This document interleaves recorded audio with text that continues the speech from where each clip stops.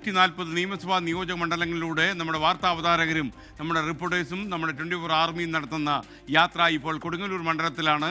അവിടെ അമൃത പടിക്കാൽ നമുക്കൊപ്പം ചേരുന്നു. Amrita, good evening. അമൃത, എങ്ങനെയുണ്ട് കൊടുങ്ങല്ലൂരിൻ്റെ മത്സരത്തിൻ്റെ ചൂട് അനുഭവപ്പെടുന്നുണ്ടോ?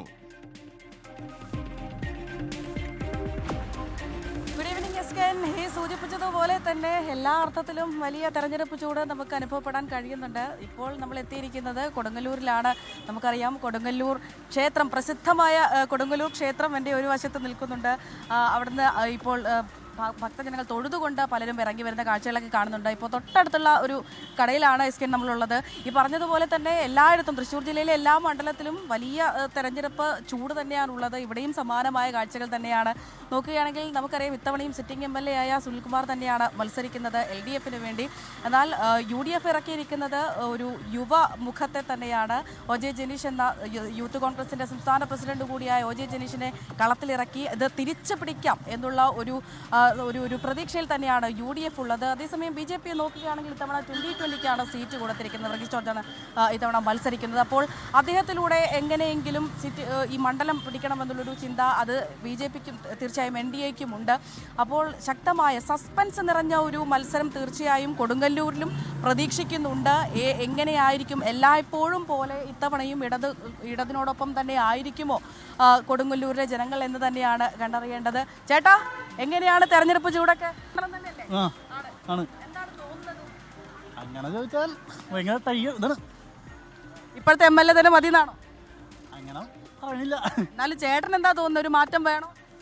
മാറ്റം എല്ലാവരും ആഗ്രഹിക്കുന്നുണ്ട്. അപ്പോൾ ചേട്ടന്റെ വോട്ട് മാറ്റത്തിനാണോ? പറയാൻ പറ്റില്ല, ആ പേഴ്സണലാണ്.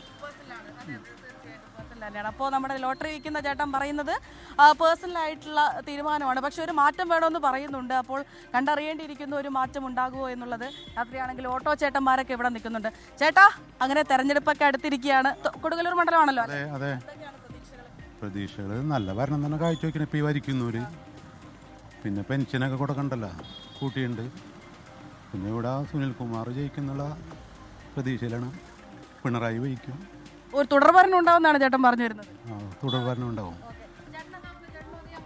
അതേ അഭിപ്രായം തന്നെയാണ്, ഉണ്ടാവും. ഓട്ടോ ഒക്കെ ഉണ്ടല്ലോ. എങ്ങനെയാണ് നിലവിലെ MLA? എങ്ങനെയാണ്? കുഴപ്പമില്ല. അപ്പോൾ ഇത് തന്നെ മതി, അങ്ങനെ തന്നെ പോട്ടെ. അങ്ങനെ പോട്ടെ. അപ്പോൾ ഇങ്ങനെ തന്നെ മുന്നോട്ട് പോകട്ടെ എന്ന് പലരും പറയുന്നുണ്ട്. തുടർഭരണം അത് പറയുന്നുണ്ട്. ചേട്ടാ, കൊടുങ്ങല്ലൂർ മണ്ഡലമാണോ? അതെ.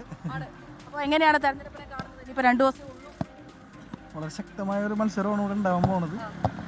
എന്തായാലും വിജയം ആർക്കാന്ന് നമുക്ക് നോക്കാം. ചേട്ടൻ ആരുടെ ഒപ്പമായിരിക്കും? ഒരു മാറ്റത്തിനൊപ്പമായിരിക്കും? മാറ്റത്തിനൊപ്പമാണ് ആഗ്രഹിക്കുന്നത്. അങ്ങനെയാണോ തോന്നുന്നത്? അതെ, ഒരു മാറ്റം അനിവാര്യമാണ്. ചേച്ചിക്ക് എന്താ? മാറ്റം അനിവാര്യമാണ്. ഒരു മാറ്റം വേണം. ആയിരിക്കും. ഹലോ, എന്താ പേര്? ശ്രീരാജ്. സ്കൂളിൽ പോണം. അടച്ചില്ലേ? സ്കൂളൊക്കെ അടച്ചില്ലേ?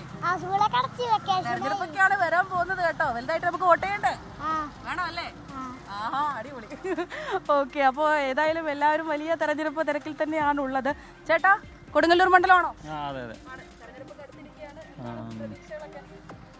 പ്രതീക്ഷകളൊന്നുമില്ല അങ്ങനെ. പിന്നെ നമ്മള് അതെന്താ പ്രതീക്ഷകളില്ലാത്ത? അങ്ങനെയല്ല, അല്ല, നമുക്കങ്ങനെ ഒരു അനാലിസിസ് നടത്താനുള്ള വകുപ്പൊന്നുമില്ല. സാഹചര്യത്തിൽ ഇടതുപക്ഷത്തിന് സാധ്യതയുണ്ടെന്നാണ് എനിക്ക് തോന്നുന്നത്. ചേട്ടൻ എങ്ങനെയാ, ഇടതുപക്ഷത്തിനോടൊപ്പം തന്നെ പോകാന്നാണോ, അതിലൊരു മാറ്റത്തിന് വോട്ട് വേണമെന്നാണോ? അങ്ങനെ മാറാൻ കുറേ കാര്യങ്ങൾ ആവശ്യമുണ്ട് ഇവിടെ. പക്ഷേ ആര് വന്നാലും ഒരേപോലെയാണ് ഞങ്ങൾക്ക് തോന്നുന്നത്. അതെന്താ അങ്ങനെ? സാധ്യതയില്ല ഇവിടെ. 2020ക്ക് സാധ്യതയില്ല, അതെന്തായാലും ഉറപ്പാ. പക്ഷെ വേറെ രണ്ടുപേരും എനിക്കറിയില്ല അത് ഏതിലും. പേഴ്സണലി നോക്കുകയാണെങ്കിൽ എങ്ങനെയാണ് തുടർഭരണം? ഭരണം കുഴപ്പമൊന്നുമില്ല. കൊടുങ്ങല്ലൂർ മണ്ഡലം? അതെ ആണ്. എന്താ, എനിക്ക് കമന്റ്സ് ഒന്നുമില്ല പറയാൻ. നമ്മള് ഇന്ത്യയിലെ ഒരു പൗരനല്ലേ? ഇല്ല, എനിക്കങ്ങനെ കമന്റ്സ് ഒന്നും പറയാനില്ല.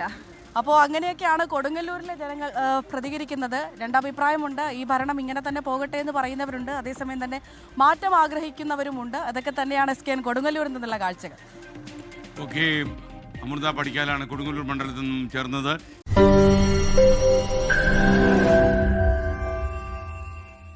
ലോകത്തെവിടെയായാലും ഏത് സമയത്തും 24 വാർത്തകളും ഓഗ്മെന്റഡ് റിയാലിറ്റി പാക്കേജുകളും എക്സ്പ്ലെയിനറുകളും വിശദമായി കാണാൻ ഞങ്ങളുടെ യൂട്യൂബ് ചാനൽ നിങ്ങൾക്ക് സബ്സ്ക്രൈബ് ചെയ്യാം.